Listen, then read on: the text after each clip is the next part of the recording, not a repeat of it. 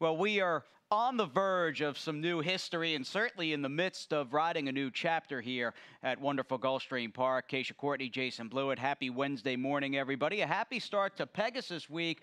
A lot going on, including just mere days out from the third running of the Pegasus. Just 3 more days away, and as we start this new racing week here at Gulfstream Park, we had the post position draw yesterday. We are all getting ready. The past performances are out. The fields have been drawn for that 12-race program, and you can certainly feel the atmosphere in the air here. Absolutely, and we are happy and certainly honored to have Accelerate joining our community here in South Florida. He arrived late yesterday, in fact, in the cover of darkness, if memory serves correct here. It was a few hours back. It's been a whirlwind few days here. Here he comes by van light here in Hallandale Beach, but a finalist for Horse of the Year with the Eclipse Awards on Thursday. And here is your favorite for the Pegasus $9 million stake. And I spoke to trainer John Sadler yesterday after the post position draw when Accelerate drew post 5. Very pleased with that sort of middle of the pack draw for him. He thought he could be pretty tactical.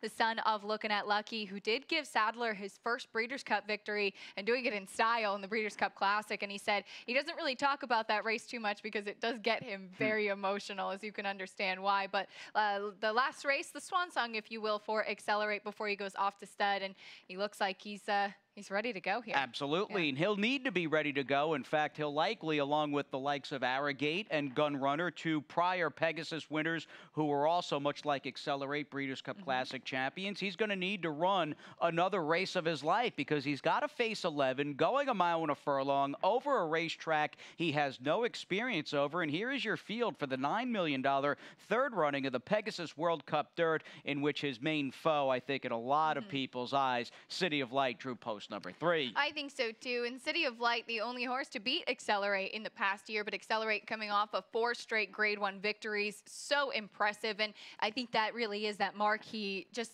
thrilling matchup between the Dirt Mile winner and the Classic winner in those two horses. And City of Light, for trainer Mike McCarthy, he paddock schooled the other day. Just a physically imposing, very impressive animal too. He's stretching back out, but he does have a win at the 9 furlong distance. Oh, there is a big buzz surrounding the camp of City of Light. He is likely going to be sitting on the race of his life.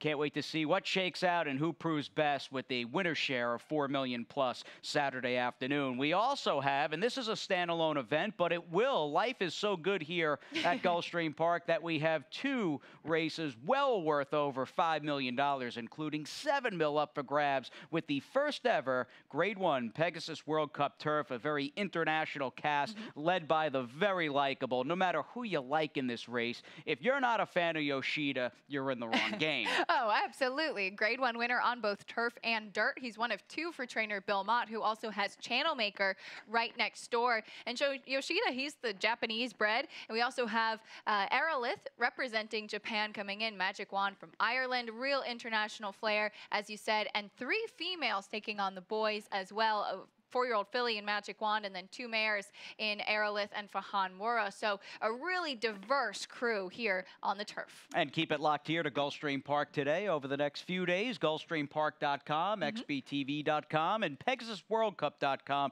for all things with Saturday. And there will be a quiz on all of those things afterwards. Yes, absolutely. And the quiz is step up to the windows and hopefully win a pile of money here Saturday. Just a couple of quickies in regards to the guarantees. All stakes late pick 5 worth $750K. We've got an all-stakes late pick 4 Saturday worth $1 million, and it goes without saying with the what's on tap. Happy Pegasus Week, everybody. That's right. It feels like we've been here already for quite a while. We did have live racing on Monday, post position draw yesterday, but that's what just makes all this buzz so exciting around here at Gulfstream for Pegasus. So just a few days out now. And I love the second point there, that Burn James Byrne and Iludea race, that rematch for those two. Burn James Byrne is a horse that I've been burned by a couple times, but he's made a believer out of me. He is a hard-hitting 8-year-old running against a far younger younger horse in Elu Dare for trainer Jimmy Jerkins. And let's not forget, speaking of veterans and elder statesmen, you've got a 9-year-old in I'm Cardinal is running against a good turf sprint field in race 6, out for that 15th lifetime win. Some rarefied air in regards to today's action. By the way, the weather conditions in South Florida, idyllic for thoroughbred racing. Couldn't ask for better weather, and this is a really nice scene setter and certainly prelude as to what's coming on the near horizon, with Saturday being the day of the winter meet.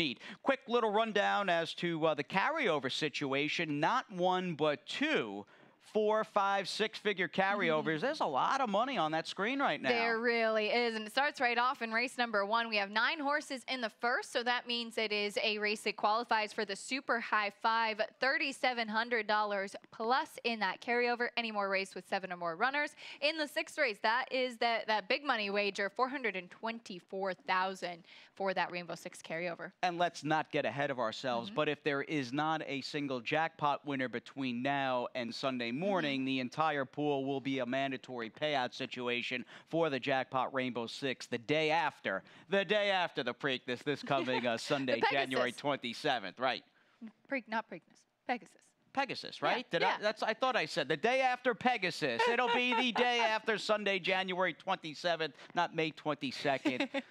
All right, let's move on. We do have a... We're all excited. Yeah, indeed we are. We Bazo, who ran in the Preakness, just a lot going on here, including, why don't we start the week in the winner's circle here? What are we doing in the pick 5? I like it. Let's go to the early pick 5 right here. $36 play. I almost toyed with a couple of different horses singling. I thought this was a bit of a tricky sequence, Jason. You have a big favorite right now in the opener in Don't Overlook, who looks pretty live on the drop, but I think a couple other horses could be interesting in there. In race number 2, Saffy Joseph Jr. has 2 horses. I'm using his 2. First Distinction off the claim, and Danessa again picking up Irad Ortiz.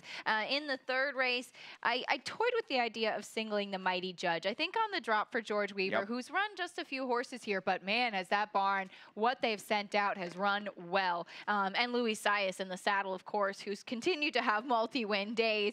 In the 4th race, the number 4, Barrica, I think on the drop for Armando will probably be the likely top choice in here, but it's been a while since she's seen the winner's circle. In the 5th race, I'm just using 2 horses. I've got the 3, Lucky Leo, second off the bench for Dale Romans, and the 5, Max Q, and what's a pretty tricky cash out because there's a lot of questions there. So a $36 play for me. And many of the questions in the, at least in my eyes, in that cash out leg to today's 5th, a lot of those horses in that race have had over 10, 11, 12 starts to finally get it done. And Max Q's a horse who's still on the lightly raced side of the coin in context to that group. But again, that's the 5th race. We've got 6 today over the firm turf course, including Wednesday's first, which will go at a mile. It's a 3 lifetime, $16,000 claimer. To me, there are really 2 pre-race nuggets. You have the heavy favorite in this race who may be around even money and Don't Overlook. He's by himself. And then you've got a half a dozen horses coming out of the same race back on January 4th. And the one I think we want to keep our eyes on is the number 2, Mosca, who ran into a little bit of traffic. I think in watching this race, you have to decide for yourself, was it a bit illusory or was this legit traffic trouble? He had gotten a great trip and great ride. You can see him tucked away there in the pocket beneath J.J. Gonzalez to this point. Now, hoping to go inside, that closed up. J.J. tries to extricate himself from inside. He's unable to do so. The question becomes, because he doesn't kick on from here, the question becomes, was he going to finish 3rd, beaten 2 and change regardless, or did he just maybe get a little intimidated or just kind of lose his big punch there once he was blind switched there and unable to get outside? And I'm glad you pulled that replay because you're right. It seemed like he kind of just sucked up for 3rd there, but he ran a good race. I mean, all things considered, at a big price of more than 100 to 1 that day. The reason I liked him is because I think that he's got a pretty nice tactical running style, and I agree. I thought it was a good ride in the early parts of the race to keep inside and stalk there, and I think I could imagine a scenario where he's going to sit just off off the flank of Don't Overlook and just kind of be tucked down inside. False accusation and on cruise control have a little bit of back speed that they might be showing today. But more than anything, I just thought that Tammy Levy's horses have been running well. They've been finishing in the money. She's had a couple of nice winners recently. So I thought that this barn has started to really pick up steam lately. 2 drop downs, and I like them both. But again, the marquee drop down and class dipper undoubtedly is the 8 Don't Overlook for David Fox and Louis Saez. And Louis, by the way, 61 wins here at the meet. It really is amazing. It is January 23rd. We still have a lot of racing left to go. Indeed we do, including 5 today over the fast main track on a sun-drenched Wednesday, January 23rd here in Hallandale Beach. Older filly mare, 6250 claimers, and this does, going in, look like the Safi Joseph Jr. purse between the 5 Danessa again and the 6 First Distinction. There might be about this much separating both of those fillies. I think so too, and you took one and I took the other, but we both have Safi in here, and it looks like this race is his to lose. And I'm in agreement with you. I took First Distinction because I know that it's been a while that she's seen the winner's circle, and she's claimed from Victor Barboza, so she's claimed from a good barn. But she dropped to this level last time out, and I think that you just totally put a line through that race. I mean, you even look, and she reared at the start. She never got involved in the race. I'm taking that as a total throwout. So that being said, it's been a long time since she's run at this level prior to that. So I like that Louis Saez stays off the claim, and she's been freshened up since December 5th. I feel she's run the better races against the better fields on the dirt, whereas the 5 Danessa, again, is the quicker of the 2 in the early speed department. She's got to answer the bell as to whether she can beat these horses on the main track, but her speed, being a little faster than her stablemate, won me over in race number 2. Here's the 3rd. We're out to a mile, and we'll see if that 1-turn mile distance comes into play. They're all in the same boat, but you would get a sense, and a real sense, that trainer George Weaver, who, as you noted, has done an amazing job at picking out selective spots to run in thus far this championship season at Gulfstream, has got to like a lot of intention here with the 20K drop down the Mighty Judge. He is taking a drop in class. He last ran for 40 up at Belmont at the end of September. A non-effort there. And I think that he has the ability to be pretty forwardly placed, and the blinkers do go on, so I could imagine him being a bit more forward today. But he's 3 for 6 with the horses that he's run. So, and they've all come out looking good. They've all come out looking prepared. He's got Louis Saez. And in fact, this horse actually started his career right here at Gulfstream back in May of 2018. So a little bit of a homecoming as well. Absolutely. Beat by a Pletcher horse in Smash Williams. I remember that horse. Still one of the best names. Yeah, great name. Edgar Zayas made the difference in that May 19th race for Smash Williams. And then we've got the Luch horse in the mix, the number 3 Cold Truth, who was beaten by a mega Todd Pletcher drop down last time at around 1-5, 1-9 in Zippy Willie. 4th race, back to the turf we go. Mile to 16th. Things may open up. It could be a chalky start to the card here between Fox in the 1st, the 2 Safis in the 2nd, and George Weaver in the 3rd. But this race, although we both agreed on the exacta here, and we've got the same 4 horses, this is not a layup or a lock situation with the 4 Barrica. And what really, Keisha, to me, complicated matters. It's the fact that there is no real clear pace in this race. No, it does not look that way. I looked at this race for a while because it was very tricky to envision how it was going to potentially play out. I wonder if Rain in Spain will be forwardly placed to the outside. That was the one that I kind of thought was going to be key. Barrica doesn't really have any early speed, and that's going to be tough for her. Maybe Swapple stretching out will show a little bit more speed from the rail, but this was a tricky race to envision. More than anything, though, you've got Armando de la Cerda on a drop down with Louis Saez. This horse just, in my estimation, stands out on paper. She does. It's a big drop, and the horses she catches, for the most part, that have been running at or near this 16K claiming level, not only is there little speed, but many of them aren't in great form right now. It is Barrica's race to lose, not a layup. 4-2 for Acacia myself in Wednesday's 4th. To the main we go, race 5. In fact, as we basically hit the middle portion of this January 23rd card, we will do so with a 12-5 claimer and another agreement here. And it goes back to my original thought. You used 2 in this race in your early pick 5, including the 5 Max Q. And as I work my way through, going, all right, 0 for 11, 0 for 11, 0 for 11, 0 for 12, 0 for 12, Max Q.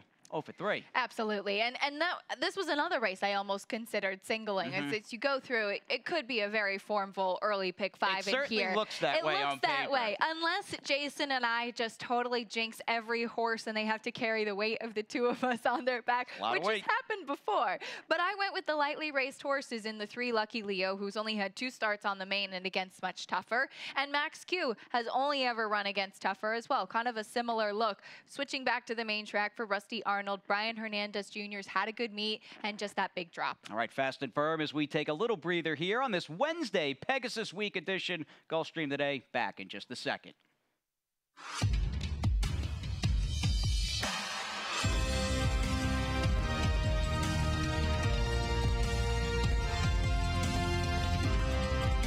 Whether you're at home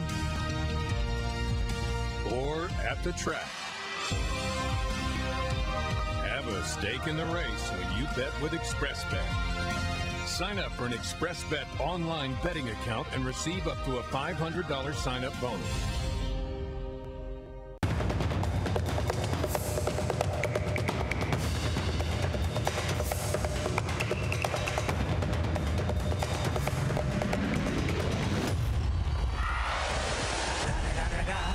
It's the one and only Eagle Double G. Snoop Dogg. Snoop Dogg. Da, da, da, da, da. You know I'm mobbing with the D.O.E.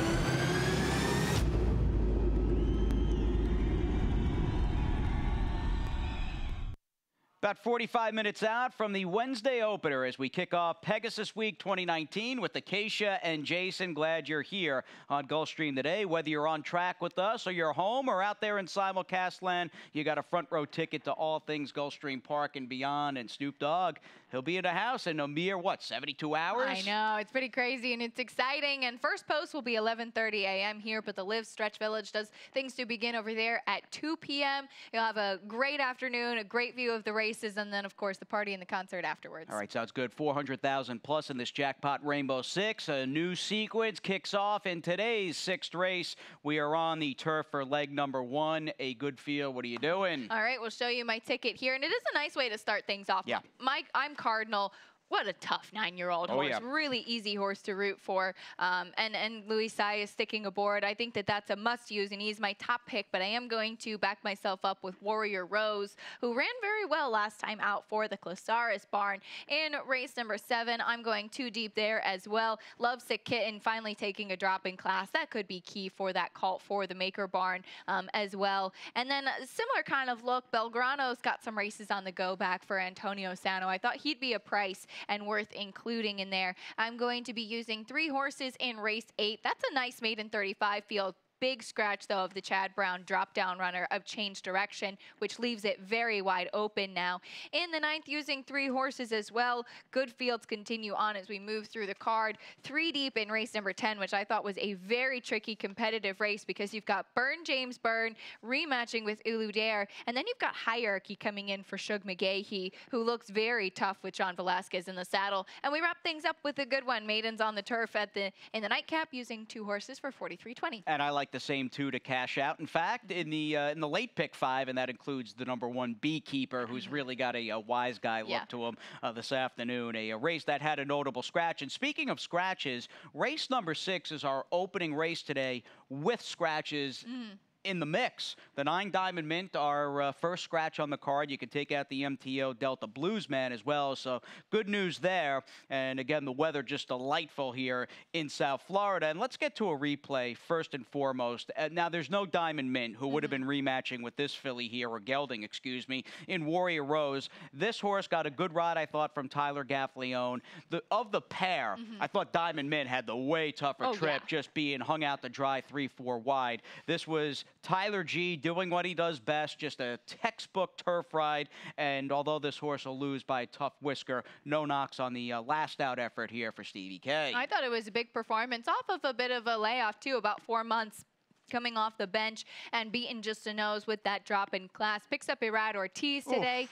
Really tough. What a beat. Really tough beat. If you were on the losing end of that photo on us, I'm sure that must have been a heartbreaker. Yeah, tough game for sure. Now, as far as tough games go, this is likely a tougher race and a deeper field than the one. So Mainly, if for no other reason, the presence of that 9-year-old by greatness on the rail, and I'm Cardinal, who can beat you on the lead. He can beat you tracking. He can stalk. He can close. He can really do it all, this horse. Yeah, you really can. He's been so impressive, and I thought he faced a good field last time too, where he finished second at this at the $16,000 tag, back into state bred competition now, where he's been successful before. Looks pretty good, and once again, Luis Saez, what a stranglehold he has on this card. I mean, he could be really set. It's not hyperbole. He could have another 4-win day. Oh, very easily. And you look back to last year's championship meet, where not once but twice he had 7 wins in a day, which is just absolutely incredible. And he obviously holds the record for a season-winning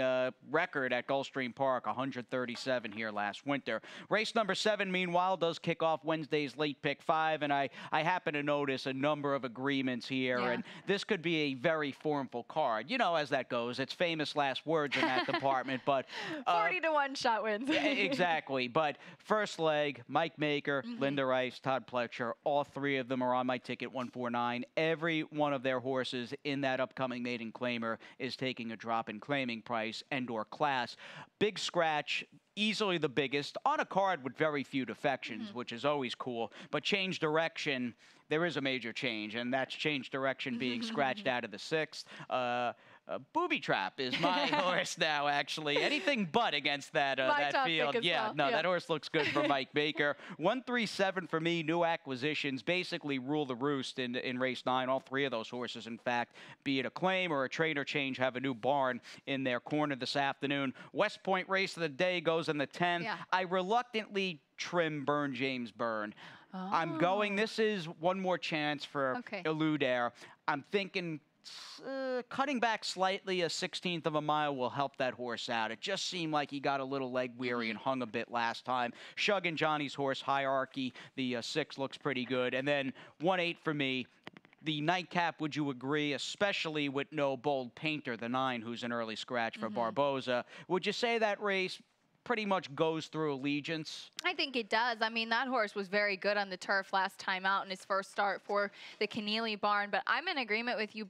Beekeeper is now my top pick on the drop down. Didn't run a step, but goes all the way down to 20,000 now. Big drop. It's Mott, it's Louis, inside post, and just although Allegiance will likely be a slightly shorter price, just didn't want that horse on top as the favorite. But again, race number 7 starts Wednesday's late 5. We got some 35K older maiden claimers. I know when you're looking in my direction, going over the conditions of the race, that there's probably either an ice cold try or super, and here you have it, folks. 1947. We are both chalking it out here in the 7th. A couple of chalk-eating weasels here that are hoping that Mike Maker and Luis Saez in their respective races have a great day, because that seems to be all our picks today. But what I really thought about this race, first and foremost, after 9 starts, taking a drop in class, that's going to be key.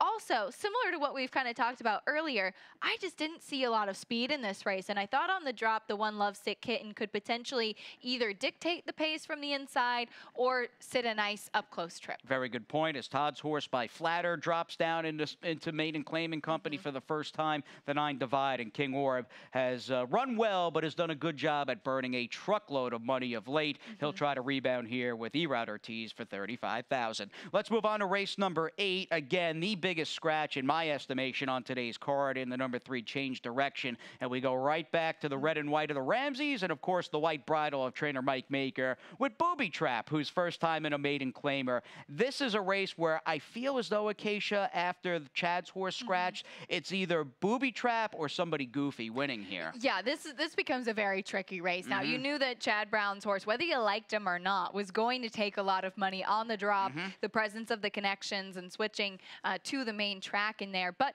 I did think Booby Trap looked like the logical one. He's been okay in his last couple starts, okay enough that a drop in class should push him over the edge. I did think the 6 Sovereign Warrior was interesting. First off the claim for Oscar Gonzalez. He's going to be a price, and he's stretching out in distance, and does have a rat or a tease up first off the claim. He'll try to go the mile, post number 5 after that early scratch. Race number 9, meanwhile, we're on the main again. In fact, this will go as our final dirt race on this sunny and clear Wednesday at Gulfstream Park. Older filly mare, 2 lifetime 6250 claimers in a race that is certainly dominated by new acquisitions, be it the synth to dirt. Not a common move here for trainer Jorge Navarro, but that's going on with the 1 Unrivaled Soul. You've got the 3 Rosem, who's got the big early speed, who Acacia picked. And how about this stat here with the 7 Mia Bella going off the claim for trainer Jorge Delgado. And this is a case of just the last 12 months. And we are dealing not only with that good stat this afternoon. Here's a barn that's 3 for 10 with 3 seconds and a couple of thirds at this meet already. Really impressive for a young trainer in particular. And